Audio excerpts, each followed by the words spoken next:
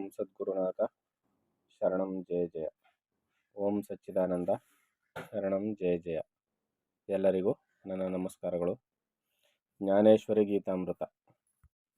ಅರ್ಜುನನಿಗೆ ಕೃಷ್ಣ ಪರಮಾತ್ಮನು ಉಪದೇಶವನ್ನು ಮಾಡ್ತಾ ಇದ್ದಾನೆ. ಈಗ ಅರ್ಜುನ ಕೇಳ್ದ ಪ್ರಶ್ನೆಯನ್ನು, ಸ್ವಾಮಿ, ಆದಿಯಲ್ಲಿ ನೀನು ಸೂರ್ಯನಿಗೆ ಉಪದೇಶ ಮಾಡಿದೆ ನಾನು ಈ ಯೋಗವನ್ನು ಅಂತ ಹೇಳಿದೆ.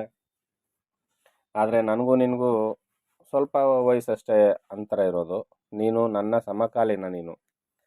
ನೀನು ಹೇಗೆ ಸೂರ್ಯನಿಗೆ ಉಪದೇಶ ಮಾಡಿದೆ ಅಂತ ಅರ್ಜುನ ಕೃಷ್ಣನನ್ನು ಪ್ರಶ್ನೆ ಮಾಡಲಾಗಿ, ನೋಡು ಅರ್ಜುನ, ನನಗೂ ನಿನಗೂ ಇದೊಂದೇ ಜನ್ಮ ಅಲ್ಲ, ಬಹು ಜನ್ಮಗಳನ್ನು ನಾವು ಅವತರಿಸಿ ಬಂದಿದ್ದೀವಿ, ಬಹು ಜನ್ಮಗಳನ್ನು ತಾಳಿದ್ದೀವಿ. ಆದರೆ ಮಾಯೆಯ ದೆಸೆಯಿಂದಾಗಿ ನೀನು ಎಲ್ಲವನ್ನೂ ಮರೆತು ಬಿಟ್ಟಿದೀಯ. ಆದರೆ ಮಾಯೆಯನ್ನು ನಾನು ನನ್ನ ಅಧೀನದಲ್ಲಿ ಇಟ್ಕೊಂಡಿರೋದ್ರಿಂದ ನನಗೆ ಪ್ರತಿ ಜನ್ಮದಲ್ಲಿಯೂ ಏನೇನಾಗಿತ್ತು ಅಂತ ಎಲ್ಲ ನೆನಪಿದೆ. ಆದ್ದರಿಂದ ನಾನು ಅನಾದಿ ಕಾಲದಿಂದಲೂ ಈ ಯೋಗವನ್ನು ಹೇಳ್ಕೊಂಡು ಬಂದಿದ್ದೆ. ಅದು ಈಗ ಇತ್ತೀಚೆಗೆ ಅದು ನಶಿಸಿ ಹೋಗಿದೆ, ಅದರಿಂದ ನಿನಗದು ನೆನಪಿಲ್ಲ ಅಂತ ಹೇಳಿ ಅರ್ಜುನನಿಗೆ ಹೇಳ್ತಾ ಇರ್ತಾನೆ. ಲೋಕದಲ್ಲಿ ಧರ್ಮವನ್ನು ರಕ್ಷಿಸುವನೆಂಬ ಬಿರುದು ಅನಾದಿ ಕಾಲದಿಂದಲೂ ಬಂದಿರುವುದರಿಂದ ನಾನು ಯುಗ ಯುಗದಲ್ಲಿಯೂ ಅವತರಿಸುವೆನು. ಏನು ಹೇಳ್ತಾ ಇದ್ದಾನೆ ಕೃಷ್ಣ ಇಲ್ಲಿ? ಪರಮಾತ್ಮನಿಗೆ ಒಂದು ಬಿರುದಿದೆ, ಏನಂತ?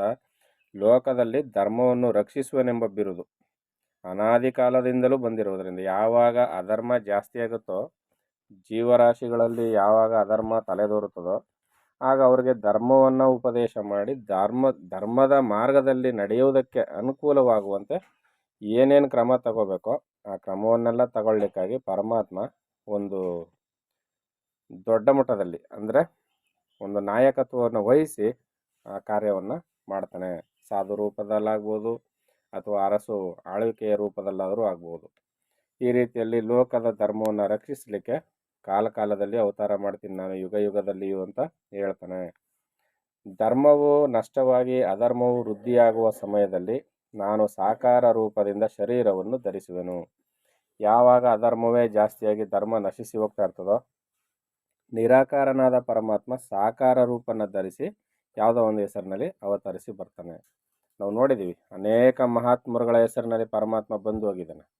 ಅನಾದಿ ಕಾಲದಿಂದ ನೋಡ್ತಾನೆ ಇದ್ದೀವಿ. ಯಾವುದಾದ್ರೂ ಸಾಧು ರೂಪದಲ್ಲಿ, ಯಾವುದಾದ್ರೂ ರಾಜ ಋಷಿ ರೂಪದಲ್ಲಿ ಬಂದು ಹೋಗ್ತಾನೆ ಇರ್ತಾನೆ. ಆದರೆ ಜನಗಳಿಗೆ ಅಂತಃಕರಣ ಶುದ್ಧಿಗೆ ಬೇಕಾದ ಸಾಧನೆ ಹೆಚ್ಚಾಗಿ ಇಲ್ಲದ್ದರಿಂದ, ಅವರದನ್ನು ಮನಸ್ಸಿಟ್ಟು ಮಾಡದೇ ಇರೋದ್ರಿಂದ, ಮತ್ತು ಹೇಳ್ಕೊಡೋರು ಸರಿಯಾದ ರೀತಿಯಲ್ಲಿ ಹೇಳ್ಕೊಡೋದು ಕೊರತೆ ಆಗಿರೋದ್ರಿಂದ ಏನಾಗಿದೆ ಅಂದರೆ, ಅವನ ಅವತಾರ ಮುಗಿಸಿ ಹೋದ ನಂತರ ಯಾರು ಅನುಯಾಯಿಗಳು, ಫಾಲೋವರ್ಸ್ ಯಾರಿರ್ತಾರೆ, ಅವರು ಸರಿಯಾದ ಕ್ರಮದಲ್ಲಿ ಸಮಾಜಕ್ಕೆ ತಿಳಿಸ್ಬೇಕಾಗಿದೆ, ಅವಶ್ಯಕತೆ ಇದೆ. ಸಮಾಜಕ್ಕೆ ಈ ಯೋಗನ, ಈ ಬ್ರಹ್ಮವಿದ್ಯೆಯನ್ನು ಕೊಡಬೇಕಾದ ಗುರುತರವಾದ ಜವಾಬ್ದಾರಿ ಆ ಶಿಷ್ಯರುಗಳದಾಗಿರ್ತದೆ. ಅವರು ತಾವೂ ಅದನ್ನು ಸರಿಯಾಗಿ ಅನುಸರಿಸಿ ಸಮಾಜಕ್ಕೂ ಅದನ್ನು ಕೊಟ್ಟಿದ್ದೇ ಆದರೆ ನಿಜವಾಗಿ ಧರ್ಮ ಮಾರ್ಗದಲ್ಲಿ ಜನ ಪ್ರವೃತ್ತರಾಗ್ತಾರೆ. ಗುರುತರವಾದ ಜವಾಬ್ದಾರಿ. ಪರಮಾತ್ಮ ಒಬ್ಬನೇ ಬಂದು ಎಲ್ಲನೂ ಮಾಡೋದಕ್ಕಾಗೋದಿಲ್ಲ. ಮನೆಯಲ್ಲಿ ಅಪ್ಪ ಒಬ್ಬನೇ ಎಲ್ಲ ಕೆಲಸವನ್ನು ಪ್ರತಿಯೊಂದನ್ನು ನಿಭಾಯಿಸೋದೇನೋ ನಿಜ. ಕುಟುಂಬದ ಸದಸ್ಯರು ಅದನ್ನು ಅನುಸರಿಸಿ ನಡೆದು ಅವರು ಅದರಂತೆ ನಡೆದ್ರೆ ಮಾತ್ರ ಅದು ಸಕ್ಸಸ್ ಆಗೋದು. ಇಲ್ಲಾಂದರೆ ಮನೆ ಸಂಸಾರ ಹಾಳಾಗುತ್ತೆ. ಈ ರೀತಿಯಲ್ಲಿ ಸಮಾಜವೂ ಕೂಡ ಅಷ್ಟೇ ಆಗಿರ್ತದೆ. ಇನ್ನು ನಾನು ಜನ್ಮರಹಿತನೆಂಬುದನ್ನು ಸಹ ನೆನೆಯದೆ ಬರುವೆನು. ನನಗೆ ಹುಟ್ಟು ಸಾವುಗಳಿಲ್ಲ, ನಾನು ಜನ್ಮರಹಿತ. ಅಂತಾದ್ರಲ್ಲೂ ಕೂಡ ನಾನು ಸಮಾಜದ ಉದ್ಧಾರಕ್ಕೆ, ಲೋಕದ ಉದ್ಧಾರಕ್ಕೆ ಅವತರಿಸಿ ಬರಲೇಬೇಕಾಗಿದೆ. ನಾನು ಹುಟ್ಟಲು ಅವತಾರವೆನ್ನುವರು, ಮನುಷ್ಯರು ಹುಟ್ಟಲು ಜನ್ಮವೆನ್ನುವರು.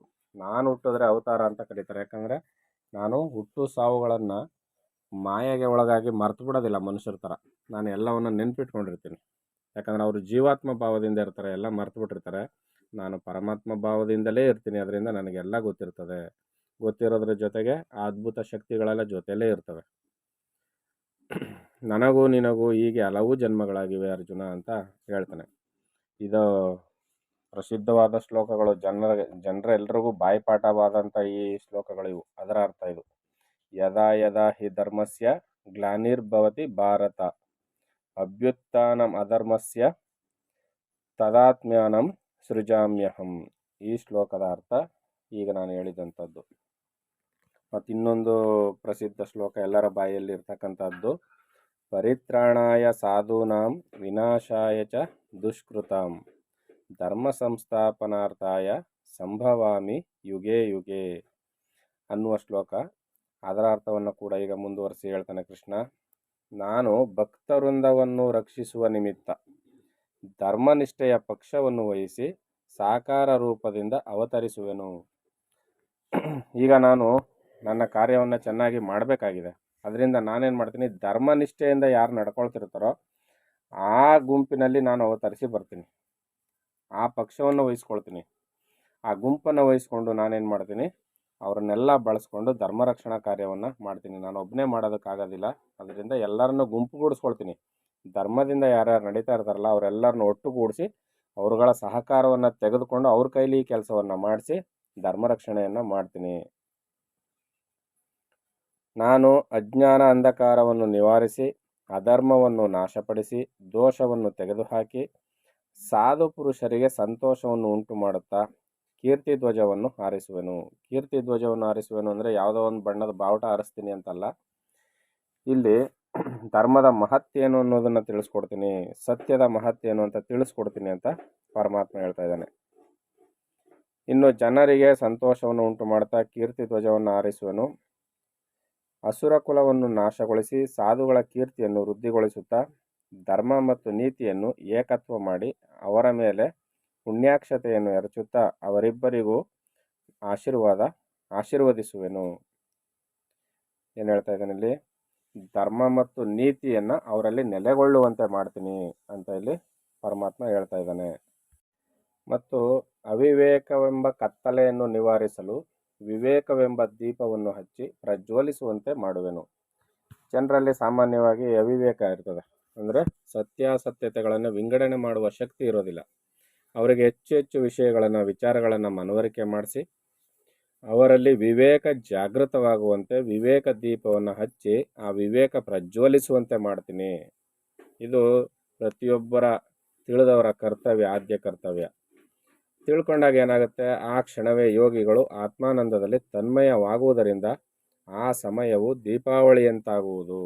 ಯಾವಾಗ ಎಲ್ಲರೂ ವಿವೇಕದಿಂದ ಸದ್ವಿಚಾರಗಳನ್ನು ತಿಳಿತಾರೋ ಆ ಕ್ಷಣವೇ ದೀಪಾವಳಿ ಹಬ್ಬ. ಯಾಕಂದರೆ ಎಲ್ಲರ ಹೃದಯದಲ್ಲಿ ಜ್ಞಾನದ ಬೆಳಕು ಬೆಳಗ್ತಾ ಇರ್ತದೆ, ವಿವೇಕದಿಂದ ಜಾಗೃತವಾಗಿರ್ತಾರೆ. ಇದು ನಿಜವಾದ ದೀಪಾವಳಿ ಹಬ್ಬ. ಆಗ ವಿಶ್ವವೆಲ್ಲವೂ ಆತ್ಮಾನಂದದಿಂದ ಭರಿತವಾಗಿ ಎಲ್ಲೆಲ್ಲಿಯೂ ಜನರು ಧರ್ಮಾಚರಣೆಯಲ್ಲಿ ನಿರತರಾಗುವರು. ಇಂಥ ಒಂದು ಸುದಿನವನ್ನು ನೋಡಬೇಕು ಅಂತ ಮನಸ್ಸೇನಾದ್ರು ಇತ್ತು ಅಂದರೆ ಮುಂಚೂಣಿಯಲ್ಲಿ ಯಾರ್ಯಾರು ಇರ್ತಾರೋ, ಧರ್ಮ ಮಾರ್ಗದಲ್ಲೋ ಆರ್ಥಿಕ ಮಾರ್ಗದಲ್ಲೋ ಆಡಳಿತ ಮಾರ್ಗದಲ್ಲೋ ಯಾರ್ಯಾರು ಯಾವ್ಯಾವ ಮಾರ್ಗದಲ್ಲಿ ಇರ್ತೀರಿ, ಮುಂದಾಳತ್ವದಲ್ಲಿರುವವರು ಧರ್ಮವನ್ನು ಆಚರಿಸಿದ್ದೇ ಆದರೆ ಇಂಥ ಒಂದು ಸುದಿನವನ್ನು ನಾವು ಎಲ್ಲರೂ ಕಣ್ತುಂಬಿಕೊಳ್ಳಬಹುದು. ಭಕ್ತ ಮಂಡಳಿಯವರು ಸಾತ್ವಿಕ ಭಕ್ತಿಯಿಂದ ತುಂಬಿರುತ್ತಾರೆ. ನನ್ನ ಅವತಾರದ ಪ್ರಭಾವದಿಂದ ಪಾಪವೆಂಬ ಪರ್ವತವು ನೆಲಸಮವಾಗಿ ಪುಣ್ಯವೆಂಬ ಸೂರ್ಯನು ಉದಯಿಸುವನು. ಇದರ ಮಹತ್ವವನ್ನು ಎಷ್ಟೆಂದು ವರ್ಣಿಸಲಿ. ಈ ರೀತಿ ಭಕ್ತರನ್ನು ರಕ್ಷಿಸುತ್ತಾ ಧರ್ಮವನ್ನು ಕಾಯುವುದಕ್ಕಾಗಿ ಪ್ರತಿ ಯುಗದಲ್ಲಿಯೂ ಅವತರಿಸುವೆನೆಂದು ಅರಿತವರೇ ಲೋಕದಲ್ಲಿ ನಿಜವಾದ ವಿವೇಕಿಗಳು. ಪರಮಾತ್ಮನ ಕುರಿತಾಗಿ ಈ ರೀತಿಯಲ್ಲಿ ಯಾರು ನಿಜವಾಗಿ ನಂಬಿ ನಡೀತಾರೋ ಅವ್ರನ್ನ ವಿವೇಕಿಗಳು ಅಂತ ಕರೆಯಲಾಗಿದೆ. ನಾನು ಜನ್ಮರಹಿತನಾಗಿದ್ದರೂ ಜನ್ಮವೆತ್ತಿರುವೆನು, ಅಕರ್ತನಾಗಿದ್ದರೂ ಕರ್ಮವನ್ನು ಆಚರಿಸುತ್ತಿರುವೆನು. ಆದರೂ ನಾನು ಯಾವ ವಿಕಾರಕ್ಕೂ ವಶವಾಗದೆ ಕರ್ಮರಹಿತನಾಗಿಯೇ ಇರುವೆನು. ಈ ರಹಸ್ಯವನ್ನು ಅರಿತವನೇ ಈ ಲೋಕದಲ್ಲಿ ಮುಕ್ತನು.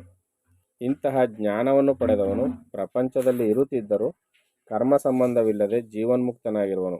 ಈ ರೀತಿ ದೇಹ ಬಂಧವಿಲ್ಲದಿರುವವನು ಪಂಚತ್ವವನ್ನು ಹೊಂದುತ್ತಲೇ ನನ್ನ ಆತ್ಮಸ್ವರೂಪವನ್ನು ಸೇರುವನು.